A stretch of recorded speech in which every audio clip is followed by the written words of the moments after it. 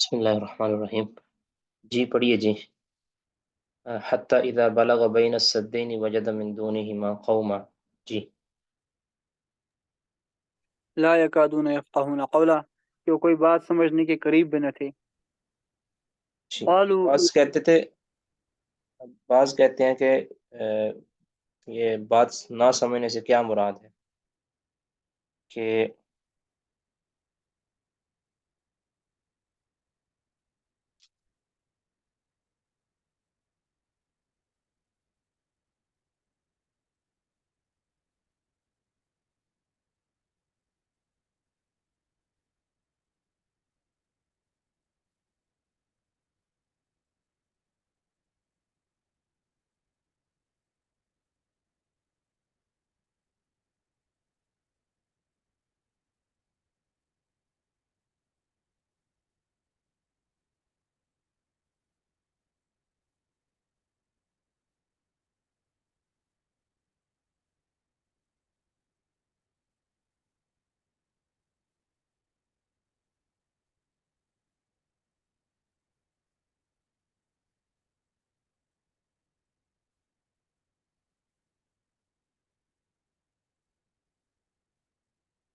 جی حتی اذا بلغ بین السدین، جب دو پہاڑوں یا چٹانوں یا دیواروں کے درمیان وہ پہنچے، وجد من دونہما، ان کے درمیان میں انہوں نے پایا قوم کو، لا یکادون یفقہون قولا، کہ وہ قریب نہیں کہ وہ بات سمجھ سکیں۔ اب یہ تو وہ سمجھنے سے مراد کہ ان کی زبان ایسی تھی کہ وہ کی زبان ہمیں سمجھ نہیں آتی تھی اور ہماری زبان ان کو سمجھ نہیں آتی تھی، یا یہ مراد ہے کہ وہ اتنے ہٹ درم تھے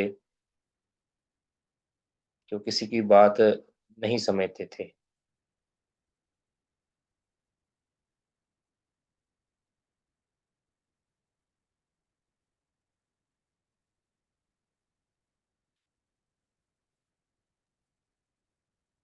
قالوا یا ذا القرنین، انہوں نے کہا اے ذو القرنین، ان یأجوج و مأجوج، بے شک یاجوج اور ماجوج کے جو قبیلے ہیں، مفسدون فی الارض، وہ زمین میں فساد برپا کرنے والے ہیں۔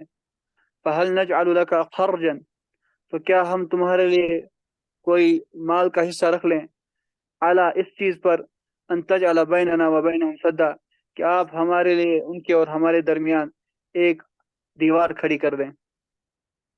ایک دیوار، اب اس دیوار کی کیفیت بھی اللہ ہی بہتر جانتے ہیں کہ کیسی دیوار ہے وہ۔ بہت سے لوگ اس کی متعلق ٹانگ ٹوئیاں مارتے ہیں اور بالجزم ایک بات کرتے ہیں، تو بالجزم کوئی بھی بات نہیں کی جا سکتی۔ کچھ لوگ تو ایسے ہیں کہ جنہوں نے تاتاریوں کو یہ کہہ دیا ہے کہ یہ یاجوج مجوج ہیں، کچھ کہتے ہیں کہ یہ جو چائنا والے ہیں یہ یاجوج مجوج ہیں، کسی نے کیا کہا ہے، کسی نے کیا کہا ہے۔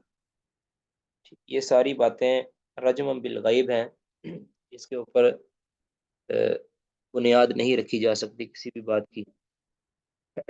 باقی یاجوج مجوج کا وجود برحق ہے، وہ ابھی بھی موجود ہیں، ایک فصیل کے ماورا، ایک صد کے ماورا، اور جس کی حقیقت اللہ جانتا ہے۔ باقی یہ قرب قیامت ان کا خروج ہوگا اور یہ زمین میں فساد برپا کریں گے، ایک فسادی مخلوق ہے، اور یہ ہیں آدم علیہ الصلوۃ والسلام کی ہی اولاد سے، آدم علیہ الصلوۃ والسلام کی اولاد سے۔ اس طرح بخاری کی حدیث ہے نا، نبی صلی اللہ علیہ وسلم نے فرمایا کہ اولاد آدم میں سے 999 جہنم میں جائیں گے اور ایک جنت میں جائے گا۔ تو صحابہ پریشان ہو گیا، آپ نے فرمایا کہ پریشان نہ ہو، اور 999 یاجوج مجوج میں سے ہوں۔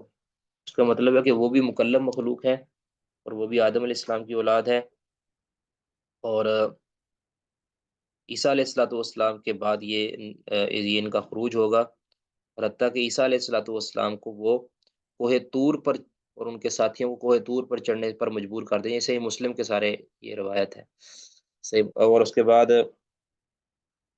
کوہ طور پر محصور ہو کر رہ جائیں گے اور ان کا معیشت بڑی تنگ ہو جائے گی۔ پھر عیسیٰ علیہ الصلوۃ والسلام اور ان کے ساتھی گڑ گڑا کر اللہ سے دعا کریں گے، جس کے نتیجہ کے اندر یاجوج ماجوج کو کہ ایک گھوڑا نکلے گا جس سے وہ قتل ہو جائیں گے، پھر اتنی ان کی تعداد ہوگی کہ پوری زمین کے اوپر تعفن پھیلا ہوا ہوگا، بدبو اتنی شدید۔ تو عیسیٰ علیہ الصلوۃ والسلام پھر اللہ سے دعا کریں گے، اللہ ان کا کچھ کر۔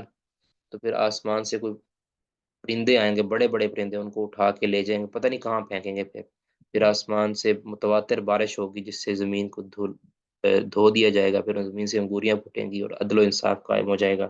یہ سارے برکتیں اور رحمتیں اس پر ہوگی، اور لوگ بالکل خوشحال ہو جائیں گے۔ ایک عرصے تک ایسا وقت چلتا رہے گا، پھر آہستہ آہستہ آہستہ مسلمان اٹھتے جائیں گے، اور پھر شرک پھیلتا جائے گا، پھر بالکل قریب جا کے مسلمانوں کو اللہ تعالیٰ اپنے پاس بلا لے گا اچانک، جتنے شرار الخلق ہوں گے ان پر قیامت برپا ہو جائے گی۔ جی انہوں نے کہا کہ ہم آپ کا کچھ، آپ کے لیے کوئی وظیفہ یا آپ کو کوئی ایڈ آپ کو دیتے ہیں کہ آپ ہمارے اور ان کے درمیان کوئی ایک فصیل قائم کر دیں، تاکہ یہ ہماری طرف نہ اپنا شر پھیلا سکے اور ہم ان کی طرف نہ جا سکیں۔ اب یہ کہ انہوں نے کہا کہ یہ دیوار چین ہے، یہ بھی بے دلیل بات ہے، بالکل بے دلیل بات۔ جی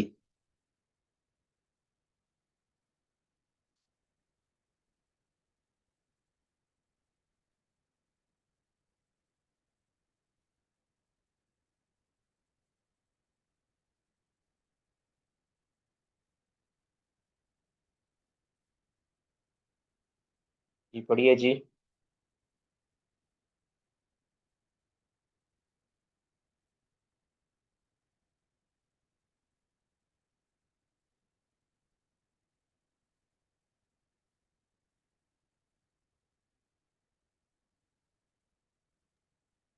السلام علیکم وعلیکم السلام۔ شیخ صاحب، پڑھوں؟ جی پڑھیں گے۔ شیخ صاحب میں 1 منٹ باہر گیا تھا تو اس لیے اعوذ باللہ من الشیطان الرجیم۔ قال ما مکنی فیہ ربی، کہا کہ جو رب نے مجھے اقتدار دیا ہے، تقویت دی ہے، خیر، وہ بہتر ہے میرے لیے، فاعینونی بقوہ، تم قوت میں میری مدد کرو، اجعل بینکم و بینہم ردما، میں تمہارے اور ان کے درمیان ایک ردم بناؤں گا، دیوار بناؤں گا۔ جی موٹی، ایک موٹی آڑ بنا دوں گا، مضبوط آڑ بنا دوں گا، یعنی مجھے افرادی قوت دو، ٹھیک ہے، باقی میرے پاس سارا کچھ ہے۔ جی آتونی زبر الحدید، تم مجھے دو لوہے کے ٹکڑے، حتی اذا ساوا بین الصدفین، یہاں تک کہ وہ برابر ہو جائیں گے دونوں جانبوں کے درمیان، پہاڑوں کے دونوں جانبوں کے درمیان۔ قال انفخوا، پھر کہا کہ اب ان میں پھونکو، آگ پھونکو، حتی اذا جعلہ نارا، یہاں تک کہ وہ جب تپ گئے، آگ ہو گئے۔ قال آتونی افرغ علیہ قطرہ، کہ دو مجھے، میں اس پر ڈالوں گا پگھلایا ہوا تانبا۔ ہاں جی، پگھلایا ہوا تانبا اس پر ڈالوں گا۔ اب یہ بڑی خاص انجینئرنگ تھی اس ٹائم کی، تو یہ تو انجینئر حضرات ہی بہتر سمجھ سکتے ہیں کہ لوہے کو پگھلا کر انہیں تانبا اس کے اندر شامل کر کے مضبوط فصیل تیار کی۔ جی فما استطاعوا ان يظهروه، پھر وہ یجوج ماجوج کے قبیلے، تو وہ ان میں قوت نہ تھی کہ وہ اس کے اوپر چڑھیں۔ وما استطاعوا له نقبا، نہ ہی وہ اس میں کوئی سوراخ کر سکے۔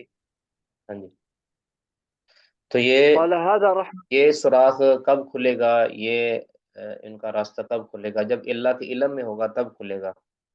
کچھ لوگ یہ کہتے ہیں کہ یہ زمین کے اوپر نہیں ہے، تو یہ سب سے بڑی حماقت ہے کہ یہ زمین کے اوپر نہیں ہے، زمین کے اوپر ہی ہے، اور یہ کس جگہ پہ ہے، کس جزیرہ کے اندر ہے، کس علاقہ کے اندر ہے، اس کا علم ہمیں نہیں ہے۔ کسی کے پاس علم ہے تو وہ علم بیان کرے، لیکن اس کو بالجزم نہ کہے کہ یہاں پہ ہے۔ ایک صاحب کو میں نے سنا کہ وہ کہہ رہے تھے کہ اگر مجھے کوئی حکومت اسباب دے، میری مدد کرے، تو میں ان کو وہاں لے جا سکتا ہوں جہاں پہ یاجوج ماجوج موجود ہے، اپنے اٹکل پچوں کی بنیاد پر۔ جی शेख साहब, एक साहिब का कहना है कि ये जो याजूज माजूज वाली दीवार है, ये टूट गई है, और वो याजूज माजूज के जो कबीले हैं लोगों के साथ मिल गए हैं, और फिर इनकी उनमें से कई लोग फौत भी हो गए हैं। अब कुर्ब क़यामत हो तो उनमें से बाज़ को जिंदा किया जाएगा फिर से, और वो फिर फसाद फैलाएंगे। तो ये कैसी बात है? ये गलत बात है ना, नबी सल्लल्लाहु अलैहि वसल्लम ने फरमाया कि नहीं खुली, और ये कुर्बे क़यामत खुलेगी, जब खुलेगी ना फिर इकट्ठे ही आएंगे, फिर वो फसाद उसी वक्त फैलाएंगे। ऐसा नहीं है कि वो इंसानों के साथ घुल मिल जाएंगे, वो आएंगे, उसकी कैफियत सारी बयान की गई है हदीस के अंदर, उसको अगर मुताला किया जाए तो बिल्कुल बात वाज़ेह हो जाती है कि अभी ये खुले नहीं है, इनके अंदर ये है इंसान ही, लेकिन ये अलग हैं, फिलहाल हमारे साथ नहीं मिले वो।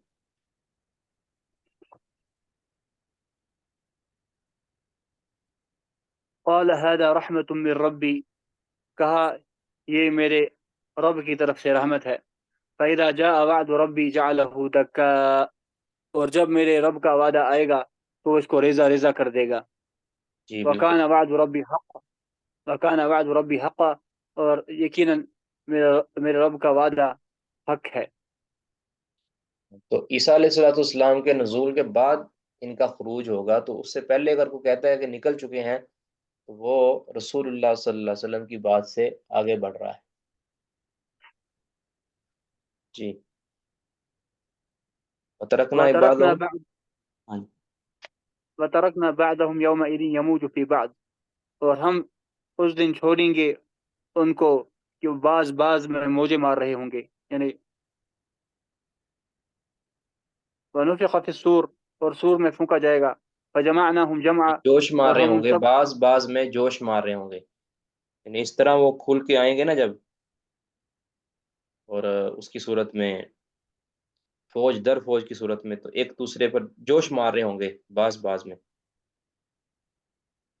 अल्लाह अकबर जी।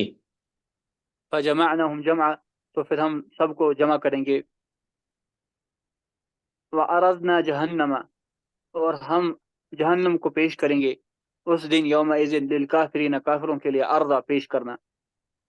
अच्छा, ये जब अल्लाह ताला ने इधर कहा है वनुफिका फिस्सूरी फजमानाहुम जमा, जब सूर फूंका जाएगा तो फिर इनको भी अल्लाह ताला पहले हलाक हो जाएंगे, पूरी तफसील से मुस्लिम में मौजूद है, हलाक हो जाएंगे, फिर इनको भी अल्लाह ताला उठाएगा और इनको भी हिसाब के लिए पेश करेगा। तो अरदना जहन्नम यौम इदिल काफिरीन अर्दा।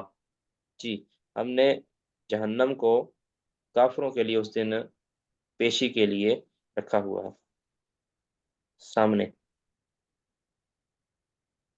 अल्लज़ीन कानत अअयुनुहुम फी ग़िताइन अन ज़िक्री, जिनकी आंखें हमारी नसीहत से अंधी हो गई थी, पर्दे में पड़ी हुई थी। वकानू ला यस्ततीउन समअ, और वो किसी हक बात को सुनने की ताकत ही न रखते थे। यानी पहले ये भी बताया है कि कब ये कैफियत बनती है, उस वक्त बनती है कि जब बंदा कोई नसीहत से पहले एराज बरत दे, और उसके ऊपर जब इत्माम हुज्जत हो जाए, तब अल्लाह ताला उसकी आंखों पर पर्दे डाल देता है, उसके दिल को के ऊपर बोझ डाल देता है, और उसके कानों के ऊपर बोझ डाल देता है। फिर वो ना समझते हैं, ना सुनते हैं, ना उसको देखते हैं। और वो फिर सुनने, यहाँ लिखा है कि एक तो उनके हमारे जिक्र से आंखों पर पर्दे हैं, दूसरा वो सुनने की इस्तात नहीं रखते, यानी उनके कान भी उनके बहरे हो जाते हैं नसीहत कबूल करने से। जी। आगे कौन पढ़ेंगे जी? बारकल्लाहु फीकुम।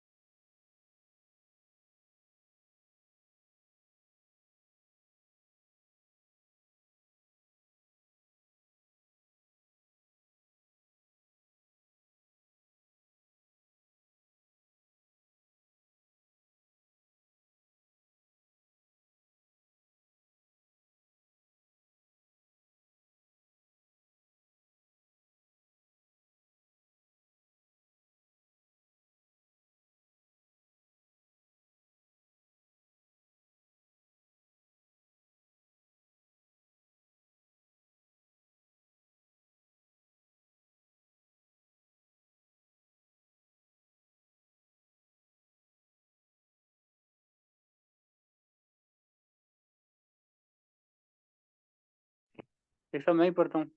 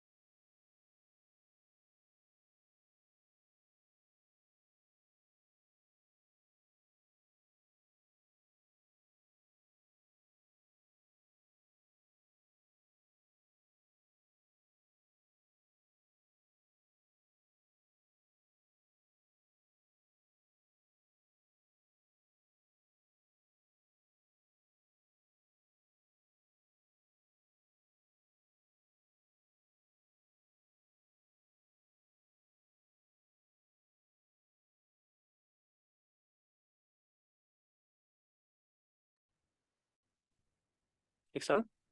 अस्सलाम वालेकुम रहमतुल्लाहि व बरकातहू। बस वो एक कॉल आ गई थी, माजरत। जी पढ़िए गई। कौन पढ़ना चाहते हैं? एक सवाल बहन ने पूछा था, कौन सा सवाल है जी? शेख मतलब एक सवाल ये है कि खैर ये दूसरी या तीसरी बार पढ़ रहे हैं हम सूरह कहफ, लेकिन लोग ये कहते हैं कि आज दुनिया ने इतनी तरक्की कर ली, तो ये कैसे मुमकिन है कि इसकी आंख से याजूज माजूज वाली जगह भी जो है वो छुपी हुई है, ये जाहिर क्यों नहीं हो पा रहा है? देखें, तो इसका ये जवाब देना चाहिए, मतलब लोग या तो कुछ ये कहते हैं कहे इस ना तरह के। या तो ये कहे ना कि इन्होंने पूरी दुनिया बिमा पानी और सारे जो जजीरे हैं वो सारी फिर ली है, तो फिर तो कहें भी सही। अभी तक पूरी दुनिया के सारे खित्तों के ऊपर दस्तरस हासिल नहीं हो सकी। ठीक है। फिर नंबर दो के कितने जजीरे हैं अभी जो जिन पर दिन गुजरने के साथ साथ उन पर आगाही हासिल हो रही है कि ये जजीरा जजीरा जहाँ मिला है, ये जजीरा मिला है। कई ऐसे जजीरे हैं जहाँ पे कोई गया ही नहीं अभी तक, इलम में है लेकिन वहां कोई जा ही नहीं सका। कैसे कहा जा सकता है कि फिर इतनी तरक्की के बावजूद हमें कोई चीज़ मिली नहीं है? इंसान का अपना वजूद देखें ना, इंसान के दिमाग के अंदर जो कुछ है, जो उसके अंदर मटेरियल है, उस सारे के ऊपर भी अभी तक दस्तरस हासिल नहीं हो सकी। तो लेकिन शेख मतलब अब तो तरक्की तरक्की जरूर हुई है, लेकिन इस तरक्की को अल्लाह ताला ने ایک حد کے اندر رکھا ہوا ہے. ایک وقت آئے گا کہ جب اللہ تعالیٰ ان کو نکالے گا، اور زمین سے ہی نکالے گا. کس جگہ پہ، جس خطے اور جس جزیرے کے اندر ہے، وہیں سے اللہ تعالیٰ نکالے گا. وہاں تک اللہ تعالیٰ کے علم کے اندر ہے، اللہ کی حکمت کے تحت وہاں تک دسترس نہیں ہوگی. اگر ہو بھی گئی تو اس کو باہر نہیں نکال سکے گا کوئی بھی. یہ آپ یہ کہنا چاہ رہے ہیں کہ اللہ نے ہی چھپا دیا ہے، اوجھل کر دیا ہے ان کو؟ جی بالکل. یعنی اگر ہمیں پتہ بھی چل گیا، فرض کیا پتہ بھی چل جائے، یا جوج مجوج کا پتہ چل جائے، فرض کیا، ہمیں اسے حاصل کیا ہوگا؟ ہم ان کو باہر تو نکال نہیں سکتے. لوگ نہیں، لوگ تھوڑے سے ایڈونچرسٹ ہوتے ہیں شیخ محترم، کہ وہ سوچتے ہیں کہ اگر جیسے اب تو جانے کی ضرورت نہیں ہے، لوگ تو سائنس تو وہی بیٹھے بیٹھے پتہ لگا لیتی کون سا جزیرہ ہے کیا ہے. تو مطلب لوگ پھر یہ اینکشیس ہوتے ہیں کہ ہم بھی پہنچے اس جگہ. اس قسم کی نیچر ہوتی ہے لوگوں کی. تو اس یہ پوائنٹ آف ویو سے میں پوچھ رہی تھی. اچھا، یہ دوسری چیز نیچر. یہ شیخ محترم، دوسری جی چیز جی. یہ شیخ محترم، آج کل یوٹیوب پہ کوئی ٹی وی چینل ہے، وہ تفسیر دے رہا ہے، جس میں بتایا جا رہا ہے کہ ہر صورت میں انکشافات کیے جا رہے ہیں. تو وہ غلطی سے ذرا میں نے بھی ایک دو اس میں کا بھی بتایا ہے. وہ یہ کرنین کے وسیلے سے یہ جو سبابہ کا ورڈ آیا ہے عربی میں قرآن میں، تو اس کا مطلب اسباب نہیں ہے، اس کا مطلب راستے ہیں. اور یہ جو گدلا پانی ہے، اس پہ انہوں نے بلیک ہول سے تعبیر کیا ہے. اس کے بعد جب وہ جو دوسرے مقام پر پہنچا جہاں پہ سورج کی شعاعیں ڈائریکٹلی تھی، تو انہوں نے کہا کہ وہاں پہ اوزون لیئر کی پریزنس نہیں تھی، اس لیے یہ سب کچھ ہوا. تو کیا یہ خود ساختہ تفاسیر ہیں، یا اس طرح کا میننگ نکال لینا صحیح ہے؟ مجھے تو تھوڑی سی تشویش ہو رہی تھی، میں کہا تھوڑا سا میں آپ کے سامنے ذکر کرتا ہوں. دیکھیں ان کی بنیاد کیا ہے. یہ جن صاحب کی آپ بات کر رہے ہیں نا، ان کا کل علم یہی ہے، اس طرح کی وہ باتیں کرنا کہ جس کے اندر اسلام کا، مسلمانوں کا کوئی فائدہ نہیں ہے. یعنی ایک ہے آپ قرآن پاک کے ان علوم پر سرچ کریں، آپ تلاش کریں، آپ اس کی سائنٹیفک کوئی وجہ بیان کریں، اس میں کوئی حرج نہیں ہے. لیکن آپ یہ کہیں کہ قرآن کی اس آیت کا یہی معنی ہے، یہ غلط بات ہے. آپ کہیں کہ اس کا یہ معنی ہو سکتا ہے. مثلا جس طرح یہ صد کا لفظ آیا، اب یہ صد کون سی ہے؟ اب ہر کوئی کسی کو حق حاصل ہے کہ وہ کہہ دے بھی ہو سکتا ہے کہ یہ والی صد ہو سکتا ہے یہ ہو. یہ تو اپنے ان کچھ قرائن سے، کچھ دلائل سے، کچھ شواہدوں سے وہ یہ بات کر سکتا ہے کہ یہ ہو سکتا ہے کہ یہاں ہو، یا یہ کہہ سکتا ہے کہ یاجوج مجوج ہو سکتا ہے فلاں جزیرے میں ہو. لیکن یہ کہہ دینا بالجزم کہ قرآن کی اس آیت کا یہ مفہوم یہی ہے جو میں بیان کر رہا ہوں، جو میری سائنس کہہ رہی ہے، یا میرا تجربہ کہہ رہا ہے، یا میرا مشاہدہ کہہ رہا ہے، یہ اس بات کی میں نفی کر رہا ہوں کہ یہ چیز غلط ہے. کہ اللہ تعالیٰ کے اس فرمان کو آپ ایسا بالجزم معنی دے دیں کہ جس کے اوپر آپ کے پاس کوئی کتاب و سنت سے ٹھوس دلیل نہیں ہے، یہ غلط ہے. دو چیزیں ہیں نا جی. جس چیز کے بارے میں قرآن نے یا حدیث نے یا صحابہ کے فہم نے ٹو دی پوائنٹ بات کر دی ہے کہ فلاں بندہ یا فلاں قوم یہ ہے، یہاں ہے، اس کے خلاف تو کچھ بھی نہیں کہا جا سکتا. اگر کوئی اس کے خلاف ہزار بھی شواہد پیش کر دے گا نا، ہم اس کی نفی کر دیں گے. نمبر ایک، جس کے بارے میں اللہ تعالیٰ نے، اللہ کے رسول نے کوئی بات نہیں کی کہ فلاں قوم. اب ذوالقرنین بادشاہ کہاں گزرا ہے؟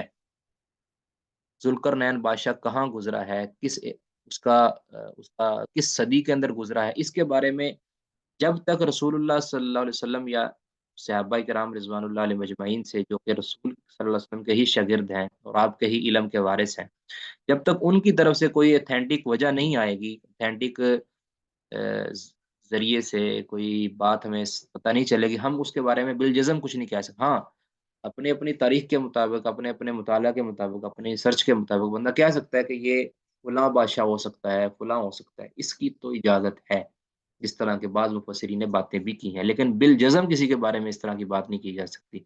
جتنی بھی ایسی معلومات کہ جس کا سائنس کے ساتھ یا انجینئرنگ کے ساتھ تعلق ہے، اس کو سائنس اور انجینئرنگ کی مدد سے سمجھا تو جا سکتا ہے، لیکن اس کو بالجزم نہیں کہا جا سکتا کہ آپ کہیں کہ میری سمجھ یہ ہے کہ یہاں یہ ہو سکتا ہے.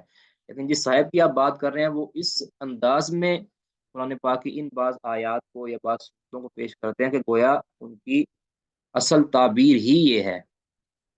جو ان کی جو تعبیر وہ پیش کر رہے ہیں، وہ محض سائنسی مفروضوں کے اوپر مبنی ہوتی ہے، اور مفروضے بدلتے رہتے ہیں. ٹھیک ہے.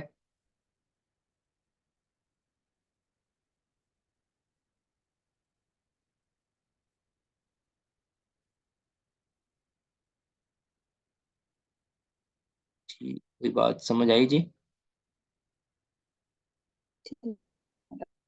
جی شیخ ماتم، جزاکم اللہ.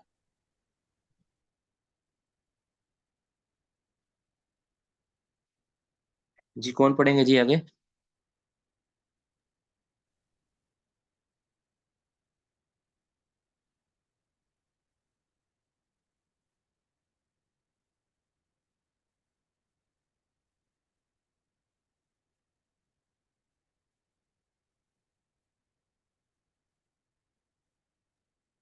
صاحب میں پڑھ لیتا ہوں. جی جی پڑھیں چل.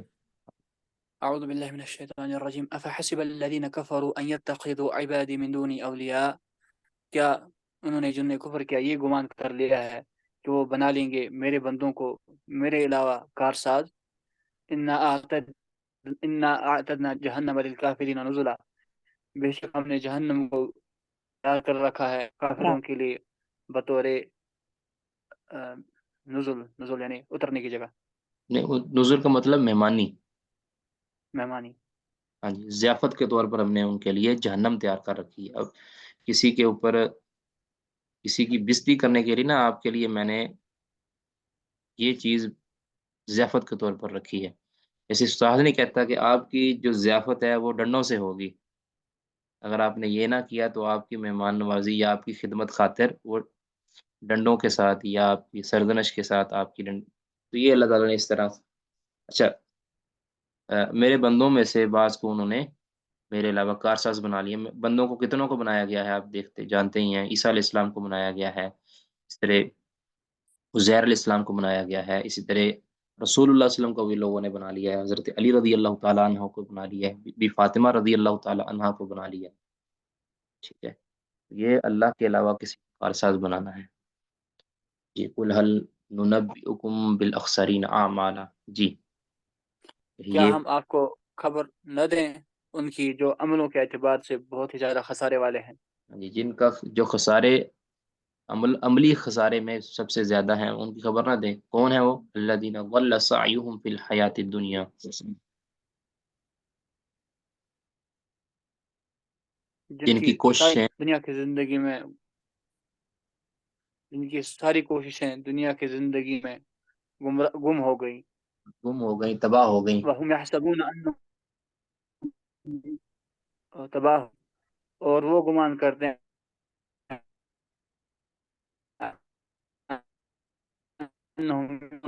بڑا کچھ کہہ رہے ہیں. یعنی ان کے عمل کے اندر، اولئک الذین ان کے کفروا عقیدے کے بآیات. اندر، ان کے عقیدے کے اندر اتنی خرابی ہوگی، ان کے عمل کے اندر خرابی ہوگی، ان کی نیت کے اندر خرابی ہوگی، جس وجہ سے ان کے نیک اعمال بھی جن کو وہ نیکی سمجھ کے کرتے رہے ہیں وہ بھی خائب و خاسر ہو جائیں گے. اس طرح تو غاشیہ کے اندر ہے نا، وجوہ یومئذ غاشیہ عاملۃ ناصبہ تصلی نارا حامیہ تسقی من عین آنیہ. جی اولئک الذین کفروا بآیات ربہم، یہ وہ لوگ ہیں جنہوں نے کفر کیا اپنے رب کی نشانیوں کے ساتھ یا قرآن کی آیات کے ساتھ. ولقائہ، اور رب کی ملاقات کا انکار کیا. فحبطت اعمالہم، تو ان کے اعمال ضائع ہو گئے. فلا نقیم لهم یوم القیامۃ وزنا، تو قیامت کے دن ہم ان کے لیے کوئی وزن قائم نہ کریں گے. یعنی ہم ان کے لیے وزن بھی نہیں کریں گے، کیونکہ ان کے وزن کی ضرورت نہیں پڑے گی. ان کے اعمال تو کیونکہ ہے ہی نہیں، ان کے اعمال ضائع ہیں. تو ایسے لوگوں کے اعمال، کیونکہ اعمال تو تولے جائیں گے فیصلہ یہ کرنے کے لیے کہ یہ جنتی ہے یا جہنمی ہے. تو جن کے جہنمی ہونے کے اللہ کے اندر اللہ تعالیٰ کو بالکل یقین ہوگا. اللہ تعالیٰ کو تو ویسے بھی یقین ہے، لیکن ان کو خود یقین ہوگا کہ ہمارے اعمال اب تو گئے، ہم تو اب جہنم کے بالن بننے والے ہیں. تو پھر ان کے لیے اللہ تعالیٰ ترازو ہی قائم نہیں کرے گا.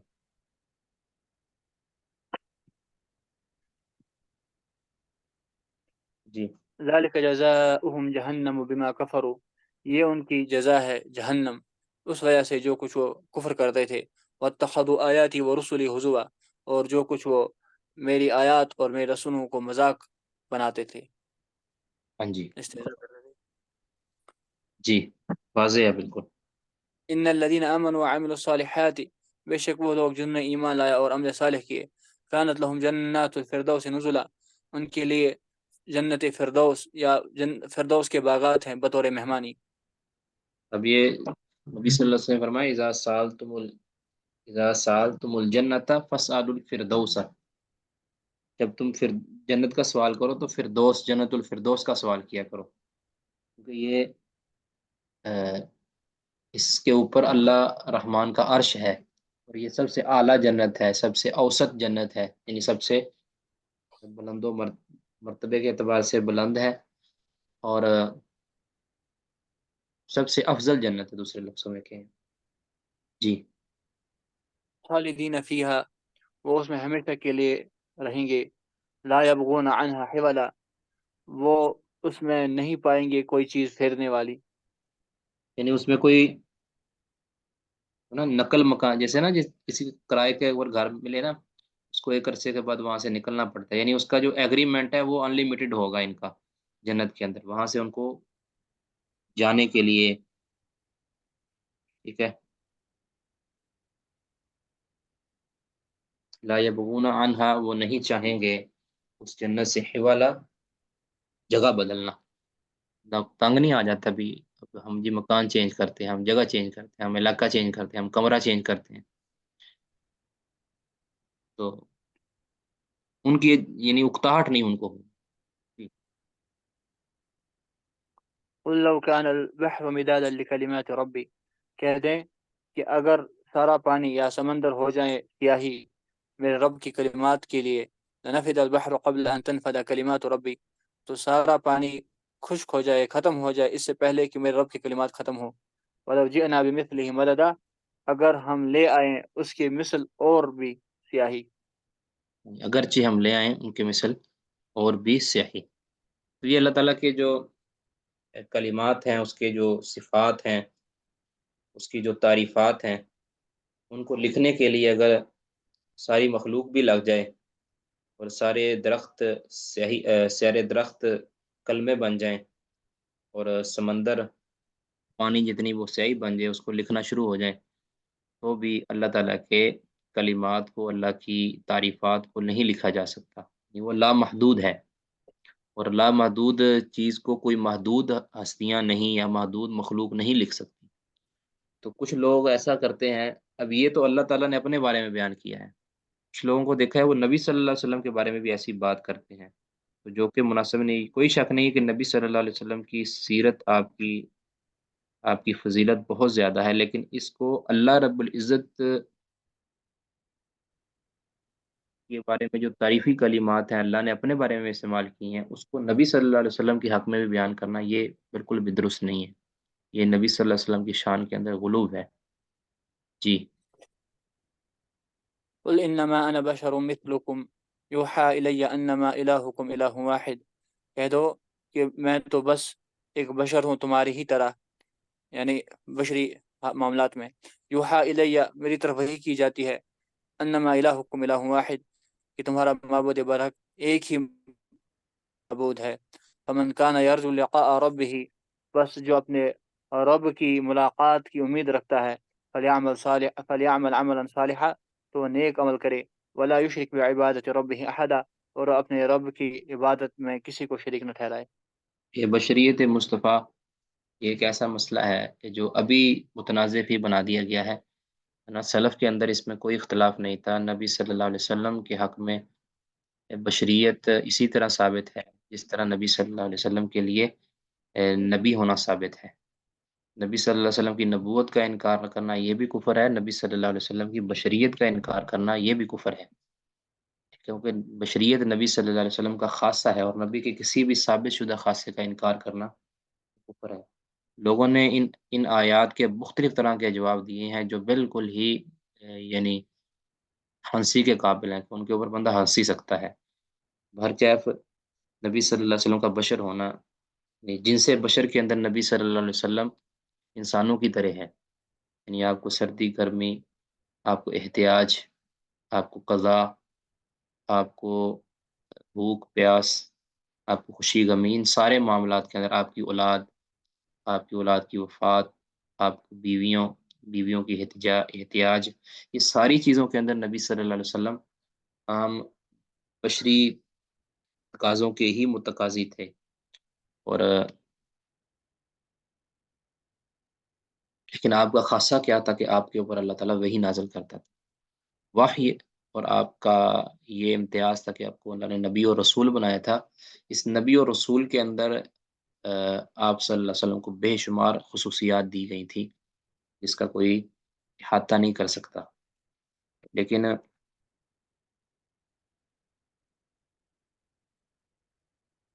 بشریت کے معاملے کے اندر جو انسانی عوارض ہوتے ہیں اس کے معاملے کے اندر نبی صلی اللہ علیہ وسلم انسانوں کی طرح عام انسان تھے، اور یہ اللہ تعالیٰ کا حکمت بر فیصلہ تھا کہ ہر نبی کو اللہ تعالیٰ نے بشر ہی بنایا تھا تاکہ وہ دوسروں کے لیے رول ماڈل کے طور پر اپنے آپ کو پیش کر سکیں کہ اگر میں یہ سارا کچھ کر سکتا ہوں تو تم کیوں نہیں کر سکتے، میں اپنے اوپر شریعت کا نفاذ کرتا ہوں تو تم بھی اپنے اوپر شریعت کا نفاذ کرو، یا دوسروں کے لیے فالو کرنا بہت آسان ہوگا، نبی صلی اللہ علیہ وسلم یہ کر رہے ہیں یا نبی یہ کر رہا ہے تو ہمارے لیے بھی یہ حکم ہے۔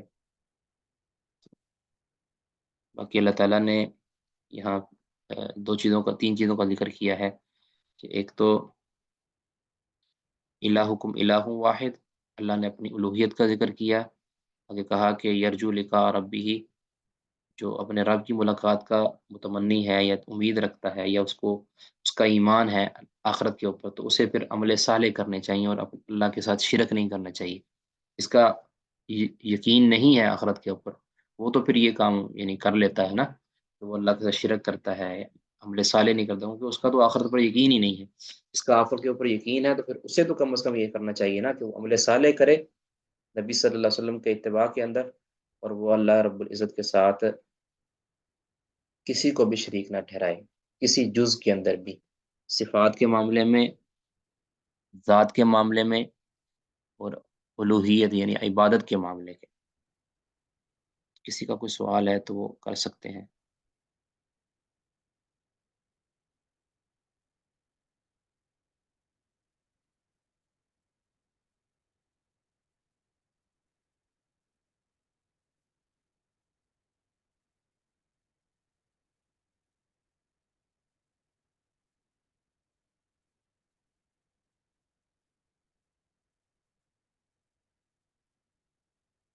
جی اس میں صرف ایک حدیث ہم پڑھتے ہیں، باب جواز الاکل من طعام الغنیمت فی دار الحرب،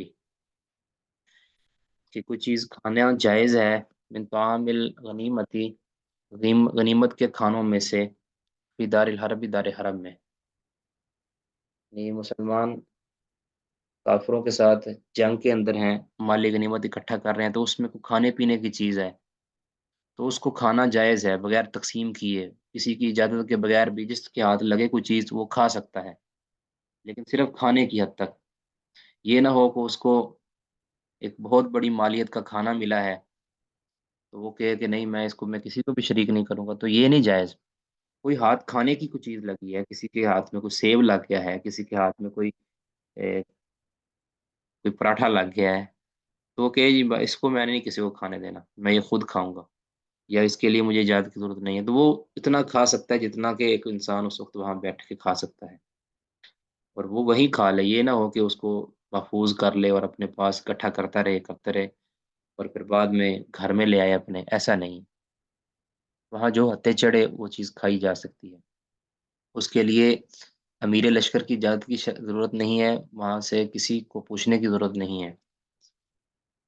قال حدثنا شيبان بن فروخ قال حدثنا سليمان يعني بن المغيرة قال حدثنا حميد بن هلال عن عبد الله بن المغفل قال أصبت جرابا من شحم، مجھے ایک چمڑے کا کہہ لے تھیلا ملا، من شحم، من اس میں چربی تھی نا، چربی جو کھائی جاتی ہے، کچھ لوگ کھاتے ہیں چربی، چربی کا ایک تھیلا ملا مجھے، اور اس میں کوئی گوشت بھی ہوگا ظاہر ہے، یوم خیبر کے دن، قال فلتزمته، تو میں اس کے ساتھ چمٹ گیا، اس تھیلے کے ساتھ میں چمٹ گیا، فقلت، تو میں نے کہا لا اوتی اليوم احدا من هذا شيئا، آج تو میں یہ کسی کو بھی نہیں دوں گا، اس میں سے میں کچھ بھی کسی کو نہیں، ایک پوٹی کوڑی بھی نہیں دوں گا کسی کو، کیونکہ یہ مجھے ملا ہے تھیلا۔ کالا، کہتے ہیں فیض، یعنی اب دیکھا تھا نا، فلتفت، تو کہتے ہیں میں التفات کیا تو فاذا رسول اللہ صلی اللہ علیہ وسلم متبسما، میں نے دیکھا کہ میرے پاس رسول اللہ صلی اللہ علیہ وسلم مسکرا رہے تھے۔ آپ نے کہا یہ کتنا یہ کھانے کے اوپر کس طرح ٹوٹ پڑا ہے، تو آپ صلی اللہ علیہ وسلم مسکرا رہے تھے، تو آپ کا یہ مسکرانا یہ اس بات کی دلیل ہے کہ کوئی شخص مال غنیمت میں سے کھانے پینے کی چیز لے سکتا ہے، کیونکہ آپ صلی اللہ علیہ وسلم کی یہ حدیث تقریری ہو گئی۔ قال حدثنا محمد بن بشار العبدي قال حدثنا باز بن اسد قال حدثنا شعبة قال حدثني حميد بن هلال قال سمعت عبد الله بن مغفل يقول رمي الينا جراب فيه طعام وشهم، میں ہماری طرف پھینکا گیا ایک تھیلا فيه طعام جس میں کھانا تھا، وشهم اور اس میں وہ تھا چربی تھی، یوم خیبر خیبر کے دن، کہتے فوسبت لآخذہ، میں نے چھلانگ لگائی یا میں کود پڑا، لآخذہ وہ تھیلا پکڑنے کے لیے، وہ تھیلی پکڑنے کے لیے میں کود پڑا۔ قال کہتے ہیں فلتفت تو میں نے التفات کیا، میں نے اچانک دیکھا فاذا رسول اللہ صلی اللہ علیہ وسلم کہ وہاں رسول اللہ صلی اللہ علیہ وسلم موجود تھے، مجھے یعنی دیکھ لیا رسول اللہ صلی اللہ علیہ وسلم نے ایسے کودتے ہوئے، کہتے فاستحییت منہ، تو مجھے نبی صلی اللہ علیہ وسلم سے بڑی شرم آئی کہ آپ نے مجھے دیکھ لیا ہے، کس طرح کا منظر ہوگا۔ وحدثناه محمد بن المثنى قال حدثنا ابو داود قال حدثنا شعبة بهذا الاسناد غير انه قال جراب من شام ولم يذكر الطعام، انہوں نے صرف یہ لفظ بولے ہیں، اس تھیلی کے اندر یا تھیلے کے اندر چربی تھی، انہوں نے کھانے کا ذکر نہیں کیا اس میں۔ جی بس یہ آگے بڑا لمبا ہے، کسی کا کوئی سوال ہے تو کر سکتے ہیں۔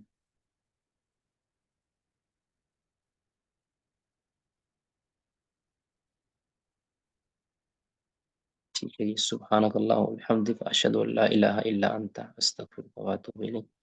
السلام علیکم۔